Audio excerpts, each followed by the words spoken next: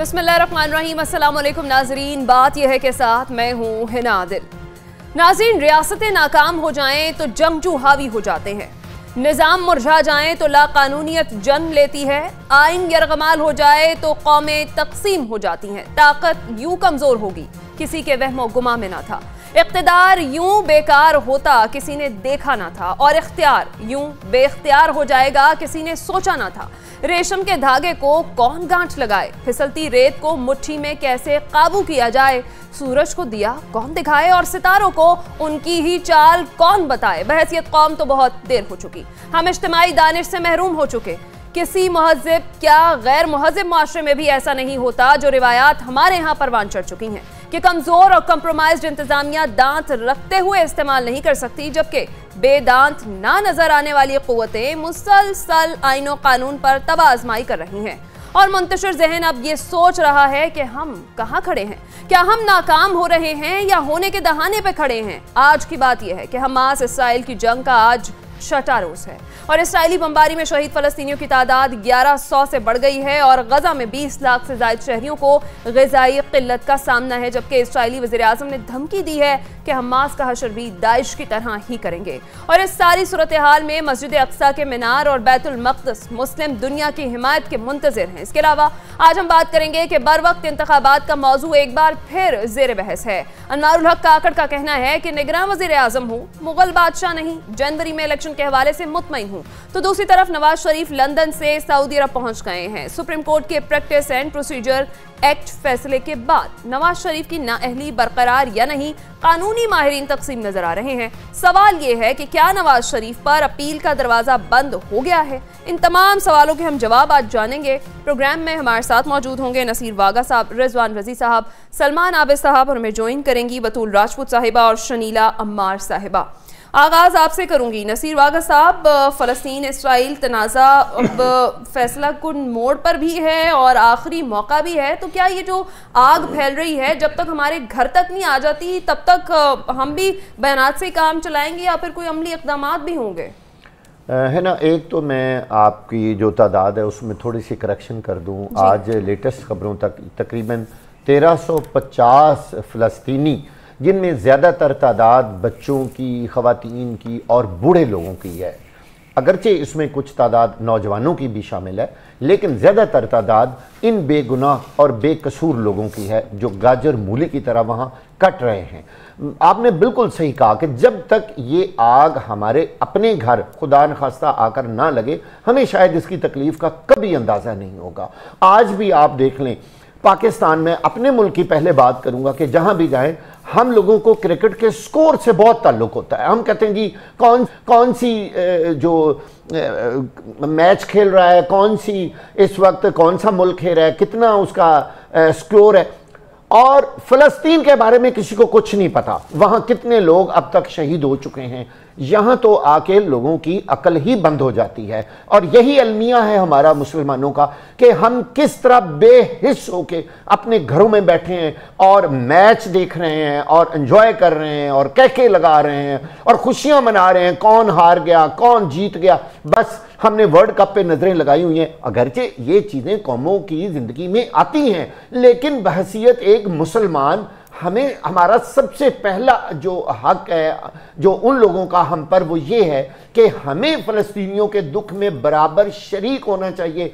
मैं यहाँ एक बात बड़ी क्लियर करना चाहता हूँ कि फ़लस्तीन ने आज तक दुनिया भर में ये चीज़ साबित की है कि वो हमेशा अक़वाम मुत्तहिदा और दूसरी बड़ी तंजीमों के तमाम कवानीनों ज़वाबित के मुताबिक फ़लस्तीन का मसला हल कराने पर हमेशा रजामंद रहे और उन्होंने कभी भी मुज़ाकरात का दरवाज़ा बंद नहीं किया। उन्होंने हमेशा कहा कि हमारे साथ बैठ के पुरअमन तरीके से फ़लस्तीन का मसला इसराइल के साथ बैठ के हल कर दिया जाए। भाई ये हमारी ज़मीन है, ये आपकी ज़मीन है, इसमें रौला कौन सी बात का है। लेकिन जब एक मुल्क, मैं लफ्ज़ इस्तेमाल करना चाहता हूँ कि बदमाशी पर उतर आए, और मुस्लिम दुनिया को तकलीफ पहुंचाना चाहे, वहां फ़लस्तीनी बेगुनाह बेचारे किस तरह शहीद हो रहे हैं और रोज कितना खून बह रहा है लोगों का, पूरी जमीन सुर्ख हो गई है। आप देखें ये अंबिया की जमीन है, ये मुसलमानों के लिए इतना मुकद्दस खित्ता है कि शायद मेरा ख्याल है कि इसके बाद सऊदी अरबी हो सकता है जहां हमारे नबी करीम सल्लल्लाहु अलैहि वसल्लम और हमारा खाना काबा वहां पर कायम है। इसके बाद आप ये देखें कि इसकी हिस्ट्री मुस्लिम दुनिया के लिए है ना कितनी इंपॉर्टेंट है, लेकिन तमाम मुसलमानों को मिलकर इसका कोई हल निकालना चाहिए। चलें जो नुकसान हो गया अभी बैठ के अमन पसंद होकर कोई हल निकालें। जो बड़े बड़े मुमालिक बैठ के थ्रेट कर रहे हैं और बड़े बड़े वहां से बहरी जहाज भेज रहे हैं, हमें सब को मिलकर उनको रोकना होगा और मजीद कत्लो गारत जो है वो बंद होनी चाहिए। ठीक है शनीला अम्मार साहिब, जैसे अभी वागा साहब कह रहे हैं कि आर्मी क़ुव्वतों को हरकत में आना होगा, तो अरब लीग का है आलमी बरादरी से हमास इसराइल जंगबंदी का मुतालबा कर दिया गया है। बात इससे आगे भी बढ़ेगी, अमली तौर पर भी कुछ होगा या फिर ज़बानी जमा खर्च ही होता रहेगा? देखिए कश्मीर का मामला हो या फ़लस्तीन का मामला, हमने सिर्फ ज़बानी जमा खर्च ही होते हुए देखा, इसके ऊपर अमली तौर पे हमने कुछ होते हुए नहीं देखा। एक तो ये कि जो हम बड़ी ताकतें हैं वो तो इसराइल का साथ दे रही हैं। आप अमेरिका को देखें, उसको तो हर वक्त एक दुश्मन चाहिए होता है, शायद अपनी असले की जो फैक्ट्रियां होती हैं उनको बेचने के लिए, जैसे कहीं किसी मुल्क में जंग होती है उनके बिजनेस जो चलना शुरू हो जाते हैं। और जो यूरोप के ममालिक हैं उनकी बेहिसी भी यहाँ पे हमें बहुत खुल के नजर आ रही है। आप इंग्लैंड में देखें कि कहाँ तो आप आज़ादी इज़हार राय के नाम पर इजाज़त देते हैं कि किसी के घर के सामने दिन रात आप चिल्लाएं, गालियां दें, पथराव करें, कुछ भी कर लें, आज़ादी इज़हार राय है, लेकिन फ़लस्तीन के हक में आप बाहर नहीं निकल सकते हैं। स्वीडन में चले जाएं तो आप कुरान की बेहुरमती की इजाजत दे रहे हैं, लेकिन फ़लस्तीन के हक में आप लोग वहां पे कोई मुजाहरे जो वो नहीं कर सकते हैं। हमास का देखें, जिस वक्त उन्होंने इजराइल के ऊपर हमला किया था उस वक्त भी ये बातें हुई थी कि इसका जो रिएक्शन आएगा उसके अंदर जो पिसेगी वो फ़लस्तीनी अवाम पिसेगी, जो 2017 से जिनका मुहासरा गजा का किया हुआ है, वहां पे हजारों जो फ़लस्तीनी वो मारे जा चुके हैं। वो मासूम फ़लस्तीनी जो मस्जिदों में नमाज पढ़ने जाते हैं तो उनके ऊपर अटैक करके उनको शहीद कर दिया जाता है। छोटे बच्चे जो हैं उनको घरों में घुस के शहीद कर दिया जाता है। ना औरतों को बख्शा जाता है वहां पर, ना बूढ़ों को बख्शा जाता है। तो कहीं ना कहीं आके उन्होंने इस ताकत को ललकारना तो था। एक तरह से उन्होंने इसराइल को ये तो बताया कि आप दुनिया की जो बहुत बड़ी ताकत बनते थे, कहीं तो हमने आपकी ये मिथ आके तोड़ी है। लेकिन बात यह है कि हमें सीज फायर की तरफ जाना होगा, क्योंकि जो फ़लस्तीन है उनके साथ इस वक्त कोई ताकत नहीं खड़ी है। या हिजबुल्ला हो जाएंगे, लबनान से कुछ इमदाद मिल जाएगी, जो मिस्र की साइड से अगर उनको कोई इमदाद मिल सकती है, वहां का जो बॉर्डर है वो बंद कर दिया गया है। ईरान के ऊपर जब इसराइल ने इल्जाम लगाया कि जो मिसाइल हम पे मारे गए वो ईरान की तरफ से आए, तो ईरान भी पीछे हट गया। सिर्फ एक कतर ने धमकी दी है यूरोप को कि अगर आपने ये जंग बंदी यहाँ पे नहीं बंद करवाई गई तो हम आपकी गैस जो है वो उसको रोक लेंगे। तो मसला ये कि जब तक हमारी जो मुस्लिम उम्मा है वो इकट्ठी नहीं होती, कोई स्ट्रॉन्ग पैगाम नहीं इनको देती, जैसे कि यूक्रेन के मामले पे यूरोप की तरफ से आता है या इसराइल के मामले के ऊपर अमेरिका की तरफ से आ रहा है, उस वक्त तक जो इसराइल है वो आपका एक यूक्रेन के मामले पर भी अमेरिका की जानिब से आता है। मैं वही बता रही हूँ ना, यूक्रेन के मामले पे और यूरोप सारा वो और अमेरिका इकट्ठा है। इसराइल पे तो अमेरिका अपने बहरी बेड़ों के जरिए असला भेज रहा है वहां पे इसराइल का, और सबको इसराइल के मासूम बच्चे नजर आ रहे हैं, लेकिन किसी को 2007 से जो मुहासरा करके जिनके खुराक पानी हर चीज आपने रोकी हुई है, जिनको कोई इमदाद नहीं मिल रही, वो नजर नहीं आ रहे आपको मासूम बच्चे। तो ये अब चाहिए तो ये ना, जो सऊदी अरब आपका है, कतर है, कुवैत है, जितने अमीर ममालिक हैं वो इकट्ठे हों और वो इकट्ठे होकर इस वक्त फलस्तीन का साथ दे ताकि इस मामले का कोई हल निकाला जाए। जगह पे आ गया है कि सारे ममालिक जो हैं वो इकट्ठे हों। बतूल, जैसे एक अहम पेशरफ्त इसी से रिलेटेड, सऊदी वली अहद से ईरान और तुर्की के सदूर के जो राब्ते हुए हैं इसराइली जंगी जराइम रोकने पर इत्तेफाक है, ये कितनी अहम पेशरफ्त है आपके मुताबिक?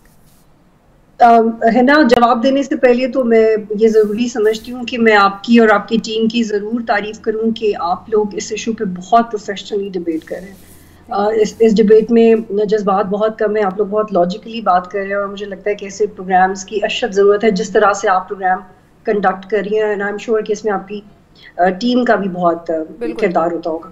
अब मैं अपने जवाब की तरफ आती हूँ। देखिए, अगर गजा स्ट्रिप की ज्योग्राफी देखें तो ये 21 किलोमीटर इसकी लंबाई है और 5 किलोमीटर इसकी चौड़ाई है। अब आप अंदाजा लगाएं कि इतने से छोटे से एरिया जो कि शायद पाकिस्तान में इस्लामाबाद के 2 सेक्टर्स भी नहीं इतने बड़े होते होंगे, इस एरिया पे इतनी बमबारी हो रही है और वाज़े तौर पे कोलेटरल डैमेज हो रहा है। और जब इंटरनेशनल लॉ अगर आप पढ़ें तो आपको पता लग जाएगा कि वॉर्स में भी डिप्लोमेसी होती है, वॉर्स के भी एथिक्स होते हैं। आप किसी का पानी बंद नहीं कर सकते, आप किसी का खुराक बंद नहीं कर सकते, आप उनकी मेडिसिन बंद नहीं कर सकते। तो ये जो दोनों तरफ से हमले हो रहे हैं, इसमें जो सिविलियंस मारे जा रहे हैं, ये अनप्रेसिडेंटेड है। और सोशल मीडिया के दौर में पता नहीं ये फॉर्चुनेट है या अनफॉर्चुनेट है, कुछ भी छुपा नहीं रहता और हर शख्स एम्बैरेस्ड है कि हम क्या कर सकते हैं इसके बारे में। और इररिस्पेक्ट ऑफ कि इसका मुसलमान होने से ताल्लुक है नहीं या फ़लस्तीनियों का मजहब क्या है या नहीं, हम ह्यूमैनिटेरियन ग्राउंड्स पे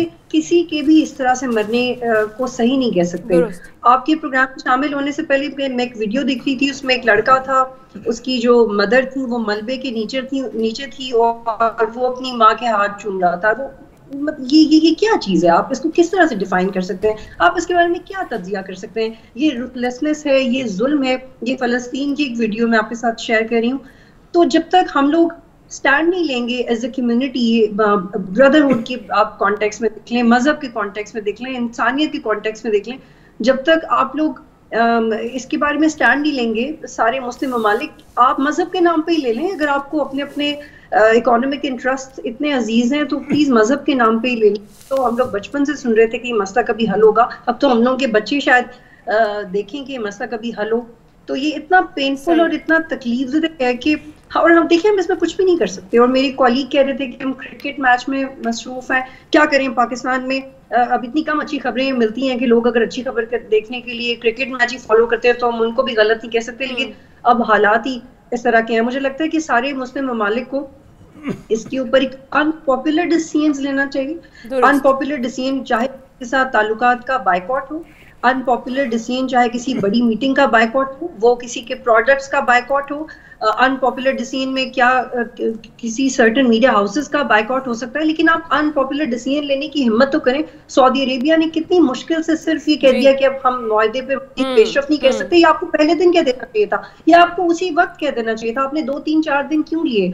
आपने क्यों इंतजार किया कि आपको किस तरह का रद्द-ए-अमल आता है? तो ये वो एक खुदगर्जी है कुछ मुस्लिम ममालिक की फॉरेन पॉलिसीज में जो नजर आता है। और हम पाकिस्तान को भी ब्लेम कर सकते हैं, लेकिन पाकिस्तान इतनी बड़ी मैशत नहीं है कि हम सिर्फ पाकिस्तान को ब्लेम करें। लेकिन जो इतनी बड़ी बड़ी इकोनॉमीज हैं, जैसे सऊदी अरेबिया है, जैसे टर्की एक बड़ी इकोनॉमी है, ये सारे मालिक अगर मिलके स्टैंड लेंगे तो हम डेफिनेटली इजराइल को पीछे धकेल सकते हैं। इसमें मुझे लगता है कि सिर्फ यूनिटी की जरूरत है, जो कि बदकिस्मती से नजर नहीं आ रही। ऐसा ही है रजी साहब, जिस तरह से अभी बतूल बात कर रही थी कि खुद गर्जी से बाहर निकलना होगा, इस्लामिक ममालिक है जो बड़ी इकॉनमी वाले इस्लामिक ममालिक हैं, उनकी जानिब से अनपॉपुलर डिसीजंस लेने की ज़रूरत है। क्या आपको लगता है ऐसे करने से ये जो मसला है इसका हल जो है वो हो सकता है, या मतलब अमन मुआहिदा किया जा सकता है?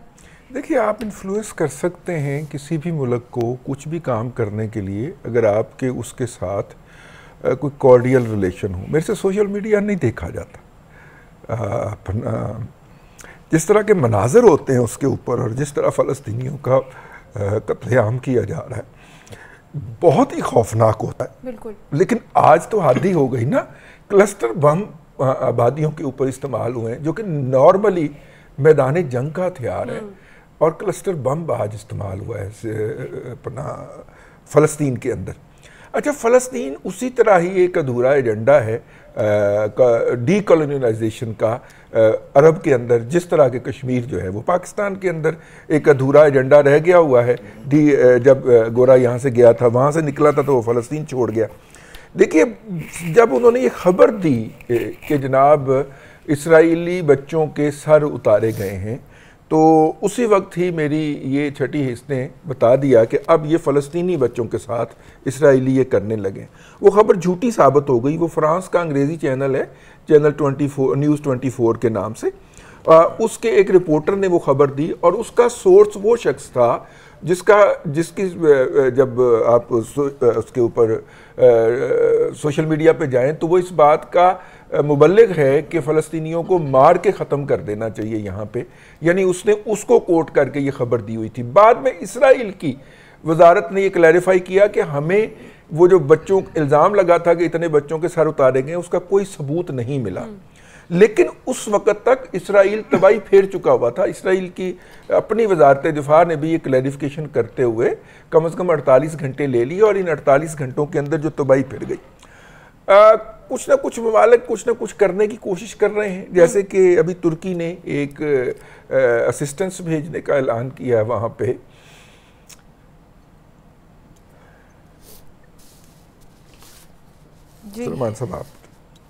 सलमान आबिद साहब, देखिए जी, एक तो ये है कि हमें इस खुशफहमी से निकलना चाहिए कोई मुस्लिम दुनिया मुत्तहिद हो सकती है।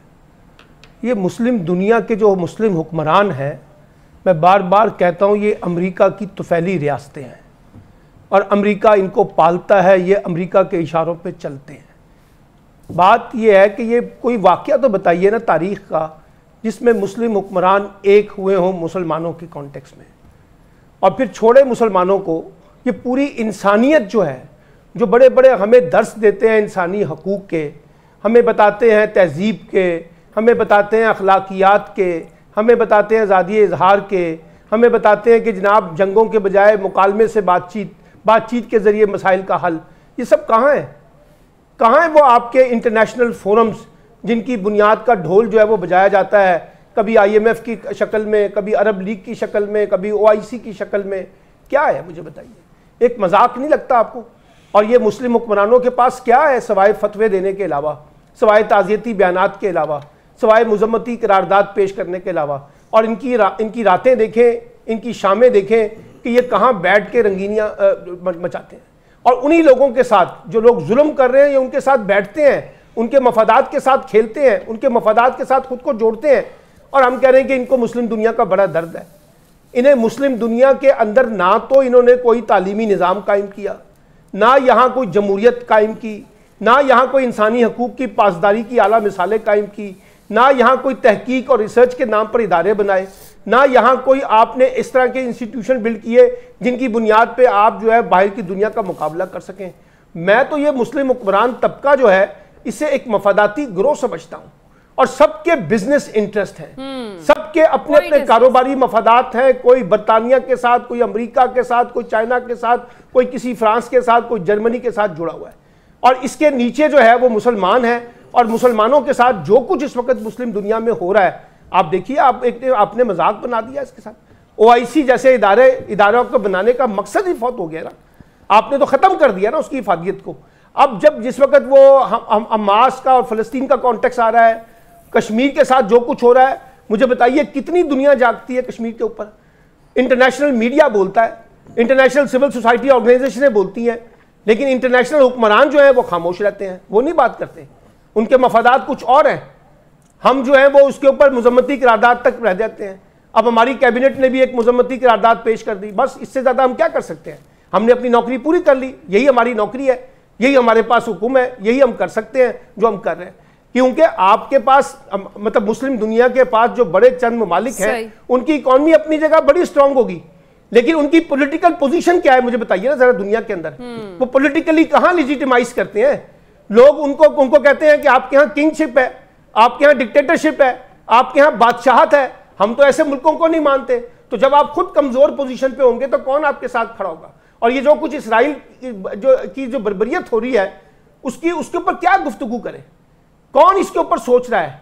कौन सवाल उठा रहा है? ये जो इंटरनेशनल मीडिया की जो फुटेज आ रही है, यानी ये इससे क्या सबक हासिल हो रहा है कि दुनिया की ताकत, दुनिया की हुक्मरानी, दुनिया की ताकत की हुक्मरानी का नशा एक तरफ, और मजलूम लोगों के साथ जो ज्यादतियां हो रही है वो एक तरफ। ये गैप है जिसकी वजह से आज दुनिया में मुस्लिम दुनिया है या मुसलमान है या कोई और मजलूम किसी और मजहब का भी हो, उसके साथ इसी तरीके से बर्बरियत का सलूक होता है जो आज इस वक्त हम हमास के कॉन्टेक्स्ट में फ़लस्तीन में और गजा में देख रहे हैं। ठीक है, बिल्कुल ये जालिम और मजलूम की जंग है जो इसराइल और फ़लस्तीनियों के दरमियान चली, और सारी सूरत हाल में मस्जिद अक्सा के मीनार और बैतुल मक़दस मुस्लिम दुनिया की हिमायत के ही मुंतज़िर हैं। ब्रेक का वक्त हुआ है, ब्रेक के बाद जब वापस आएंगे बात करेंगे। बर वक्त इंतखाबात का मौजू एक बार फिर से ज़ेर बहस है, क्या गुफ्तगू हो रही है इस पर, बात करते हैं इस ब्रेक के बाद।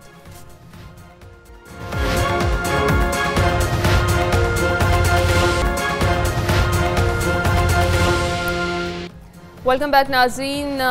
जो मुल्की सियासी सूरत हाल है नज़र डालें तो बर वक्त इंतखाबात का मौजू एक बार फिर से ज़ेर बहस है। निगरान वज़ीर आज़म साहब कहते हैं कि जनवरी में इलेक्शन के हवाले से वो बहुत मुतमईन हैं और उनकी जानिब से ये कहा गया है कि इलेक्शन कमीशन के मुज़ाकरात वज़ारत ख़ज़ाना के साथ चल रहे हैं सामान्य ज़रूरत के हवाले से।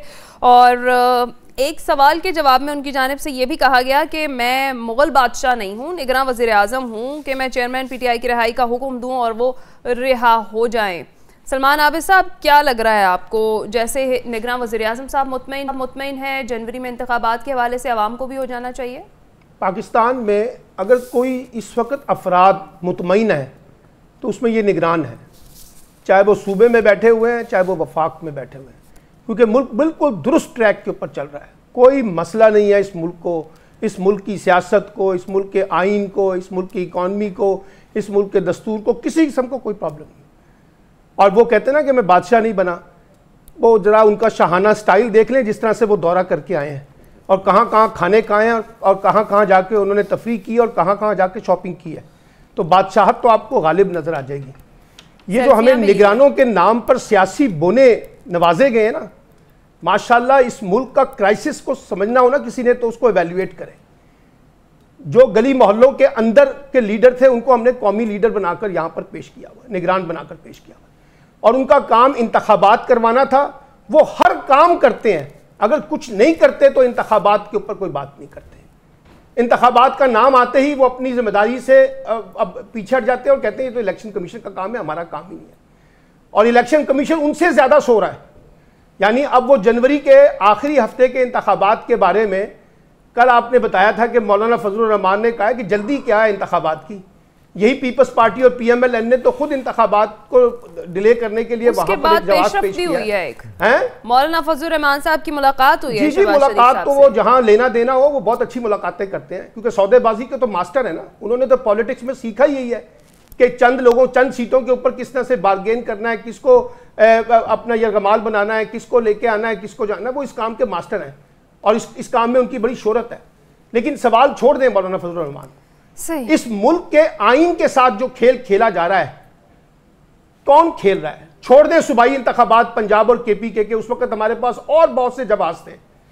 अब जो जवाज इस वक्त आम इंतखाबात के हवाले से घड़े जा रहे हैं, कभी बारिश का, कभी मौसम का, कभी मरदमशुमारी का, कभी उसके नताइज का, कभी मईशत का, और यहां बैठ के ऐसे ऐसे शानदार सियासी पंडित मशवरे दे रहे हैं कि हमें इंतखाबात का रास्ता इख्तियार नहीं करना चाहिए, हमें इंतखाबात के मुकाबले में मईशत को दुरुस्त करना चाहिए, हमें एहतसाब करना चाहिए। भाड़ में जाए आइन, भाड़ में जाए कानून, भाड़ में जाए सियासत, भाड़ में जाए जमहूरियत, इससे क्या फर्क पड़ता है? और बहुत से लोग तो ये लिख रहे हैं बाकायदा कि पाकिस्तान में अभी 2-3 साल इंतखाबात ना करवाए जाएं। अब पता नहीं इससे कौन सी इकोनॉमिक स्टेबिलिटी आएगी, कौन सी पॉलिटिकल स्टेबिलिटी आएगी। अब वो जनवरी के जो इंतखाबात हैं, वो जिसके बारे में प्राइम मिनिस्टर ने कहा है कि जनाब मुझे उम्मीद है, आपको तो इंश्योर होना चाहिए था सर। यानी और अगर आपको लगता था कि इंतखाबात बर वक्त नहीं होने तो ये कुर्सी वज़ारत उस्मा की छोड़ दे, इंतखाबात की ताख़ीर की जो फज़ा है वो बनाई जा रही है। सर वो कौन सा, देखिए जब नवाज शरीफ साहब आएंगे यकीनी तौर पर इंतखाबात का माहौल बनेगा, लेकिन सवाल तो ये है ना कि आज के दिन तक तो इबाम बाकी है ना। कौन पैदा कर रहा है? निगरान प्राइम मिनिस्टर को तो कहना चाहिए था कि हर सूरत में इंतखाबात होंगे, अगर नहीं होंगे तो मैं उस पर अपना रद्द-ए-अमल दूंगा। वो कहते हैं जी पता है हो जाएंगे जी, हो जाएंगे, फलां चलेंगे। सर वो मुतमईन है, सर मुतमईन तो रहेंगे ना। उनकी तो देखिए उस प्राइम मिनिस्टर की तो लॉटरी निकली हुई है, वो मुतमईन कैसे नहीं होंगे? उन्होंने कभी सोचा था कि वो कभी निगरान वजीर आजम के तौर पर सामने आएंगे? उनकी तो लॉटरी निकली है। वो चाहेंगे कि 2-2 साल तक इंतखाबात ना हो इस मुल्क के अंदर, ताकि जिस तरह से पंजाब का इक्तदार लंबा हो गया, KPK का इक्तदार लंबा हो गया, वफाक का इक्तदार भी लंबा हो जाए। और आइन की जरूरत क्या है, कानून की जरूरत क्या है? हमारी मर्जी, हमारी मंशा, हमारी ख्वाहिशात के मुताबिक ये मुल्क चलेगा और चलाते रहें, चला ही रहे। शनीला साहिबा, आप समझती हैं कि जिस तरह से निगरान वज़ीर आज़म मुतमईन हैं और वो कह रहे हैं कि आम इंतखाबात जो हैं वो हो जाएंगे और ताख़ीर का उनको कोई इम्कान नहीं दिखाई दे रहा है अनवारुल हक काकड़ साहब को, तो इसी तरह से आवाम को भी मुतमईन हो जाना चाहिए? हिना देखें, एक तो ये कि कोई ऐसा माहौल नजर नहीं आ रहा और ना अभी तक कोई ऐसा बयान नजर आ रहा जिस स्वाय मौलाना फजलुर रहमान के जिसमें बाकी या बड़ी पार्टियां कह रही हो कि इलेक्शन को लेट कर देना चाहिए।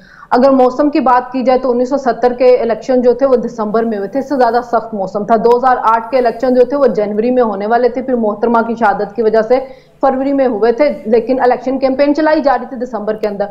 होना तो यही चाहिए था कि जैसे ही हुकूमत खत्म हुई थी 90 दिन के अंदर इलेक्शन हो जाते, लेकिन यही हुकूमतें जो थी, जो पीडीएम थी, ये मुश्तरका मफादात की कौंसिल के अंदर मर्दमशुमारी को अप्रूव कर गई थी। अब वो आईनी प्रोसेस था जो सारा चला, जिसके अंदर आपने अब हल्का बंदियां करनी थी, हल्का बंदियां हुई हैं। उसके बाद इलेक्शन कमीशन ने हल्का बंदियों को भी जल्दी करे कि 30 नवंबर तक हम कंप्लीट कर लेंगे, जनवरी में इलेक्शन हो जाएंगे।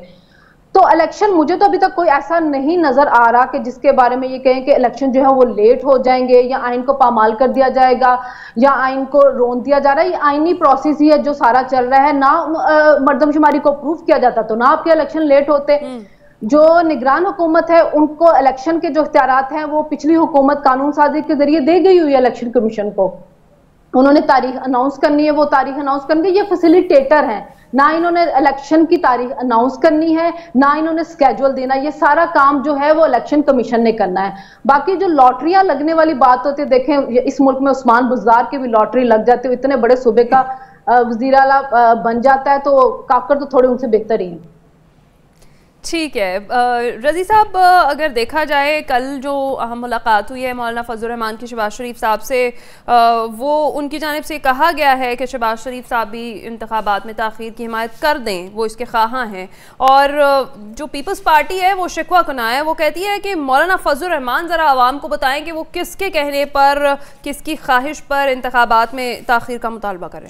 देखिए, बज़ाहिर तो ये सूरत हाल नज़र आती है कि मौलाना ने अपनी मर्ज़ी का गवर्नर लगवा के KPK के अंदर जो उन्होंने ऊधम मचाया है और जो जो इल्ज़ामात उनके ऊपर लगे हैं, यानी कि उन्होंने तो वो जो अफ़गान महाजरीन का जो कमिश्नर है, कमिश्नर अफ़गान महाजरीन, जो कि जनाब इमरान खान साहब ने लगाया था और जिनकी मुद्दत पूरी हो गई थी, और अफ़गान महाजरीन के हवाले से PTI पे बहुत ज़्यादा इल्ज़ामात भी रहे कि वो किस तरह उनको जलसों में इस्तेमाल करती है, उनको उन्होंने बरकरार रखवाया है मौलाना फजल रहमान साहब ने।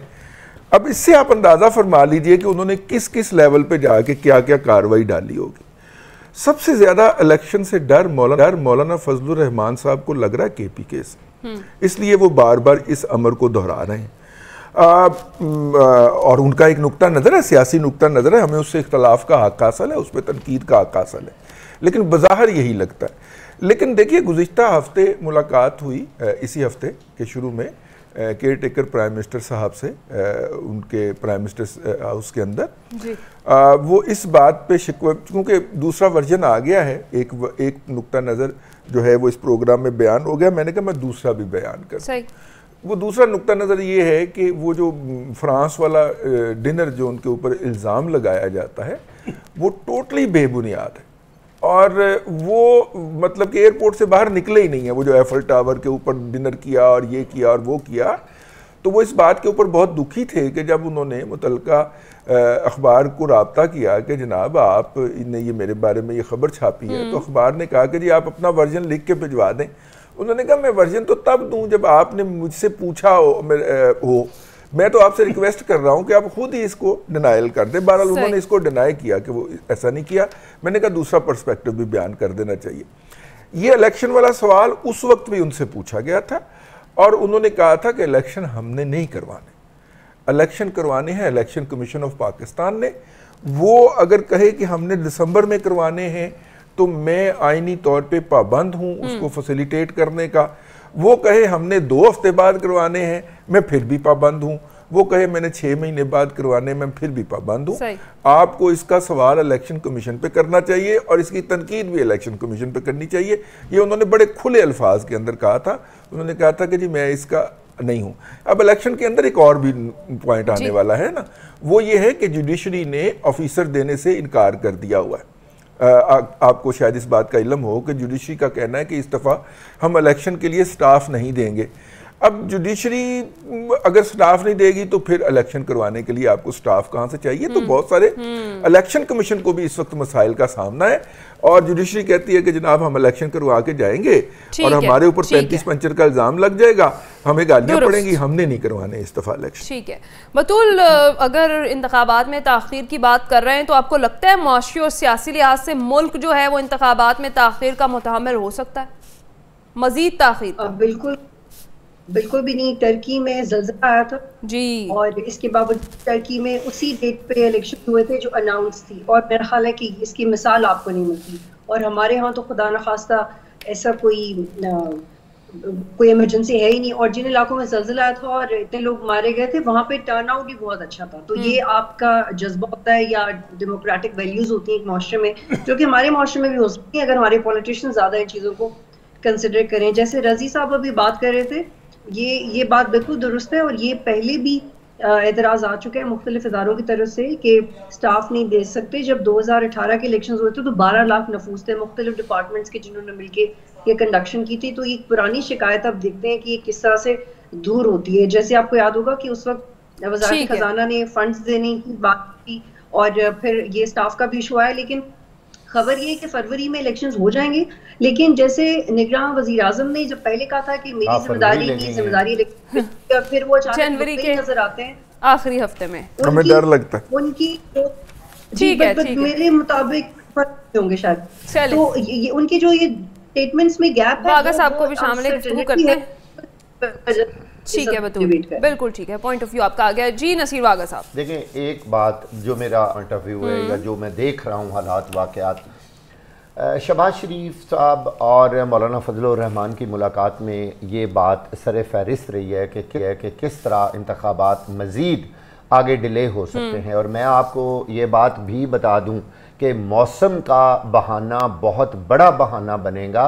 मैं कुछ दिन पहले भी एक बड़े लीडर की बात सुन रहा था और उनका ये कहना था कि KPK में और पाकिस्तान के दूसरे पहाड़ी इलाकों में उस वक्त इतनी शदीद सर्दी होगी और इतनी बर्फ़बारी होगी कि बाज़ जगहों पर तो सामान लाना ले जाना और ट्रांसपोर्टेशन ही नामुमकिन होगी। अच्छा। तो इलेक्शन कैसे होंगे? यानी इस तरह के बहाने मौसम को बुनियाद बनाकर मुझे वो बात याद आ रही थी ना, वो इंडिया का गाना है कि मौसम की तरह तुम भी बदल तो ना जाओगे।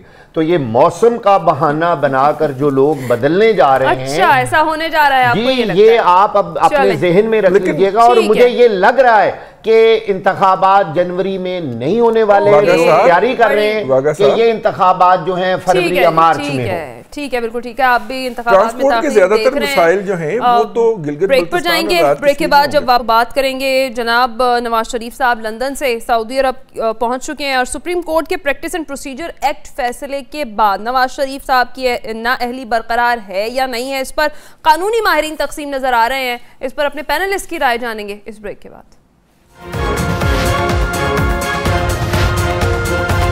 वेलकम बैक नाज़रीन। जहां बर वक्त इंतखाबात का मौजू एक बार ज़ेर बहस है तो नवाज शरीफ साहब की वापसी भी ज़ेर बहस है इस वक्त। और बात यह हो रही है कि सुप्रीम कोर्ट के कल के जो प्रैक्टिस एंड प्रोसीजर एक्ट फैसला है उसके बाद नवाज शरीफ साहब की नाअहली बरकरार है या नहीं, इस पर कानूनी माहिरीन भी तकसीम नजर आ रहे हैं। आजम नज़ीर तारड़ साहब ये कहते हैं कि सुप्रीम कोर्ट की ऑब्जर्वेशन के बाद नवाज शरीफ साहब की नाअहली खत्म हो गई है। सलमान अकरम राजा साहब कहते हैं सुप्रीम कोर्ट के फैसले से नवाज शरीफ पर अपील का दरवाजा बंद हो गया है। बतूल आप क्या कहेंगी?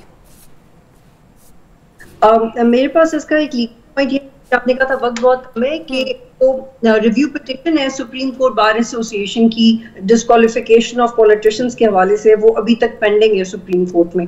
तो ऐसा लगता है कि वो एक विंडो हो सकती है नवाज शरीफ के लिए। और जो इलेक्शन एक्ट में डिस्क्वालिफिकेशन का दौरानिया 5 साल रख दिया गया था वो भी पूरा होने वाला है, वो भी नवाज शरीफ की फेवर में जाता है। लेकिन प्रेजेंटली ऐसा नहीं कुछ लगता कि कुछ ऐसा लीगल लूपहोल है जिसको वो एंजॉय कर सकते हैं पुलिस। ठीक है, शनीला साहिबा आपको क्या लगता है, क्या नवाज शरीफ साहब पर अपील का दरवाजा बंद हो गया है कल के फैसले के बाद?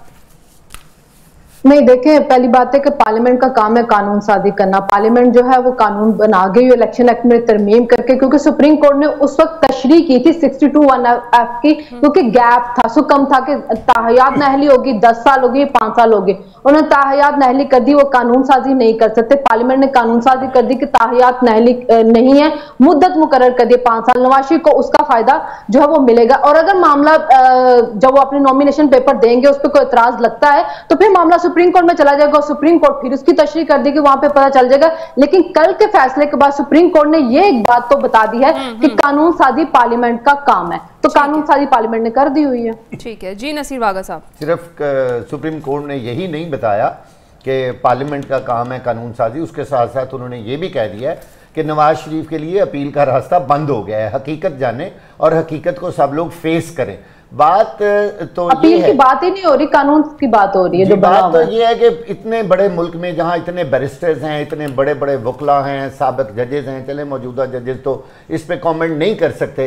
यानी ये भी सवाल हमारे सामने इस वक्त खड़ा है कि क्या नवाज शरीफ की नाअहली मुस्तकिल तौर पर हुई है या नहीं, अभी उनका क्या स्टेटस है। इससे बड़े अफसोस की क्या बात है कि हम अभी तक यही फैसला नहीं कर सके हमने अपने मुल्क को आगे क्या ले जाना है। ये बात तो कल की क्लियर हो चुकी है कि नवाज शरीफ के लिए अब कोई दीवार तोड़ के ही खिड़की बनानी पड़ेगी, नई। पुरानी खिड़कियों में से तो अब कोई खिड़की नवाज शरीफ साहब के लिए नहीं है, और मेरा नहीं ख्याल कि अब उनको कोई रिलीफ मिल सके या वो दोबारा वज़ीर आज़म को जो ख्वाब दरवाजों के साथ साथ आपके ख्याल में खिड़की भी बंद है? वो बंद है, बिल्कुल बंद है, नामुमकिन है, कुछ नहीं हो सकता। वो 2008 में भी बंद थी। मुझे मौका दीजिएगा। देखिए, नवाज शरीफ साहब के खिलाफ 4 मुकदमात हैं इस वक्त फील्ड के अंदर।